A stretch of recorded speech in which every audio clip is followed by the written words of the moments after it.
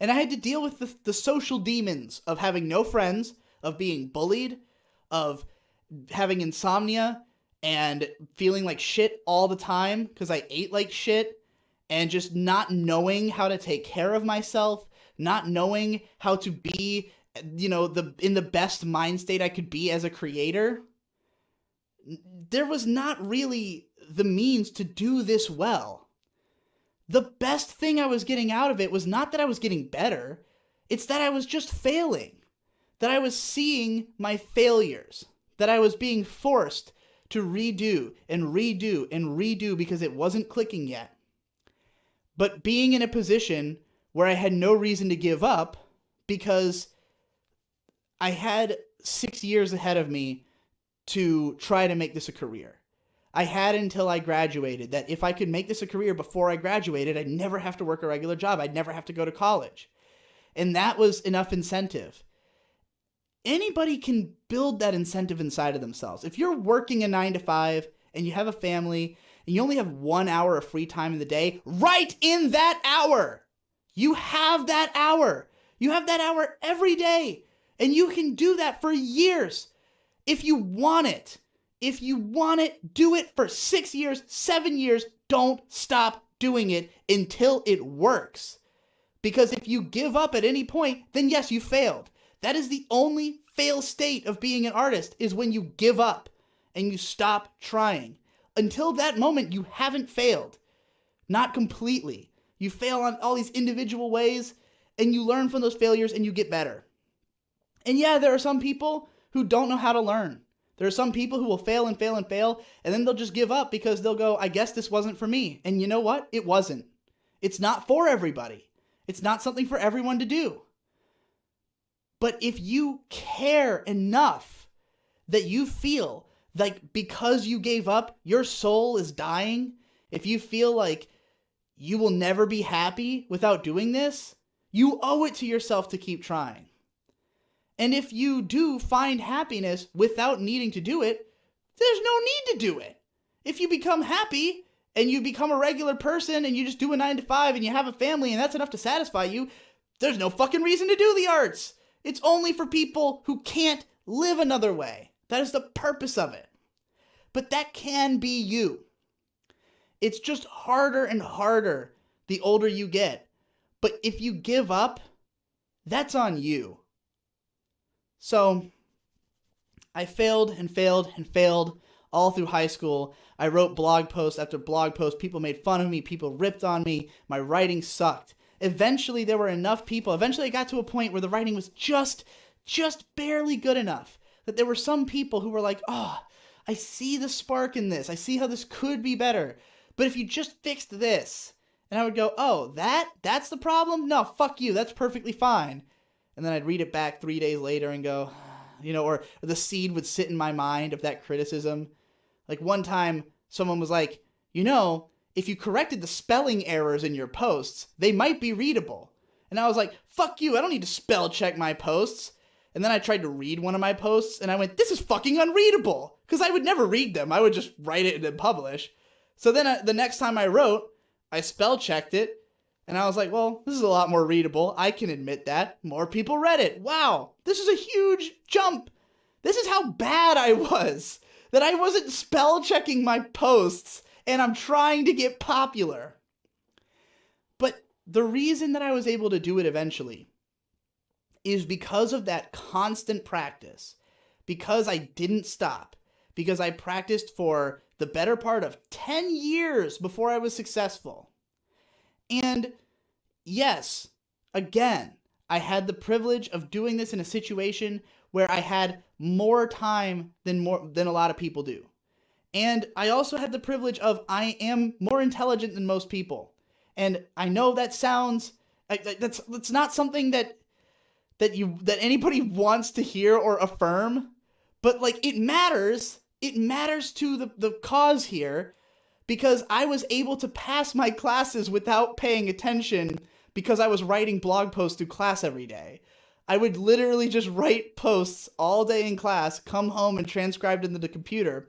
If I wasn't capable of that, I wouldn't have gotten better as a writer. If I didn't have the intelligence to look at my own writing and be critical of it, and know what its problems are and be down on myself, then I wouldn't be able to get better. So yes, intelligence is a part of this.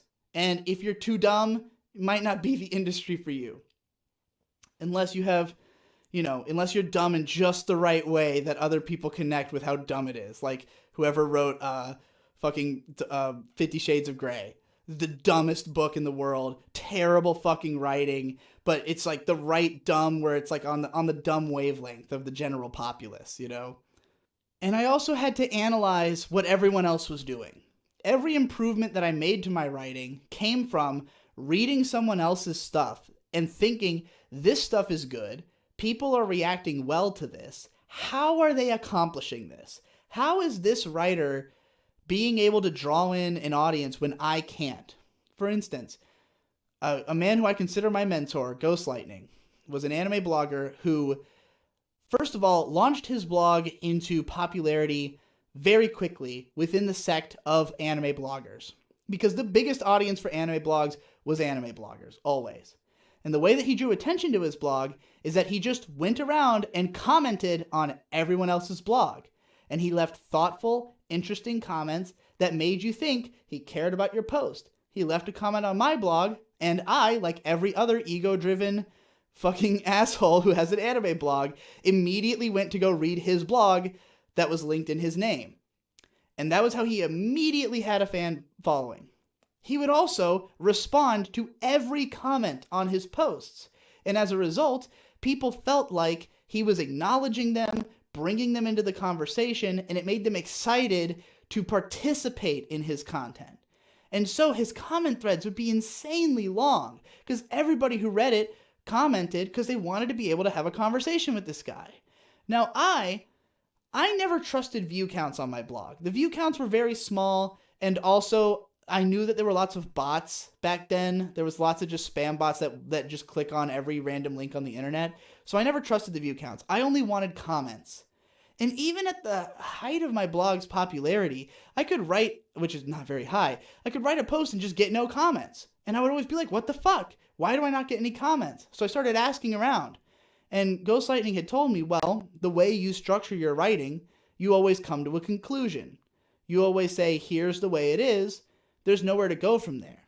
I write my stuff in a way where I raise a bunch of points and then I leave it open as a question. He often would literally ask a question at the end of his post. So I tried to copy that. I wrote posts that had questions at the end and structured it in less of a here's how it is kind of way, more of a here's how it might be, what do you think kind of way. And I suddenly had fuckloads of comments. And I responded to all of them, and it kept going for a while. Then I decided I didn't want to write that way because it wasn't really my style. I realized that I had put too much value on comments and that I didn't care that much about them. So I went back and altered it back to my old style, but with some new things added onto it. And the more I watched other people's stuff, the more I learned. The more I would just say, oh, let me try to do their style because I like their style, and then incorporate that into mine. And so when I got to a point where it's like, all right, I want to make a career out of this. Let me look at other people who are doing this as a career, study what they're doing, study how this market works, what do people want from this, and then find a way that I can make that mine. How can I do something that I know people will want to see, but in a style that will be gratifying for me to do it? And that is what the boogie pop is. That is a term I used a lot in a lot of my other videos. I'm sure you've seen them if you're listening to this. So that was the boogie pop, and that's been my content style ever since. I'm able to have a career because of that. I'm able to have a career because I study what people want, I make something that I know people will want, and I enjoy it because I make it in a way that's gratifying to me. Anybody can do that. That doesn't require any privilege. It doesn't require any luck. It just requires some intelligence and the ability to study and interpret, and the willingness to keep going even when it doesn't work. I have watched countless anime blogs, anime YouTube accounts. People try to enter this industry. They do it for a year and a half. They get a little bit of traction, and then they just drop off the face of the earth because it's not working fast enough. Well, if you don't let it take its time, it's not going to grow. It's not going to be that easy. You're not going to get it right on the first pass. I was writing my anime blog for 7 years before I started my YouTube channel. No one was ever reading it. It was never more than like 100 views a post at the height.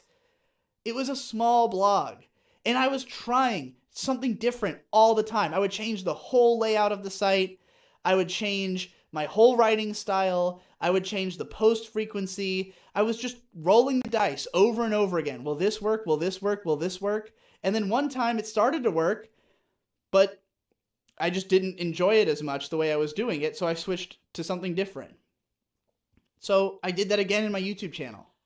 I found a strategy that I thought would work, went with it, it did work, grew to a certain point, and then at some point I got tired of doing it. I was like, I quit. This is my job. I quit.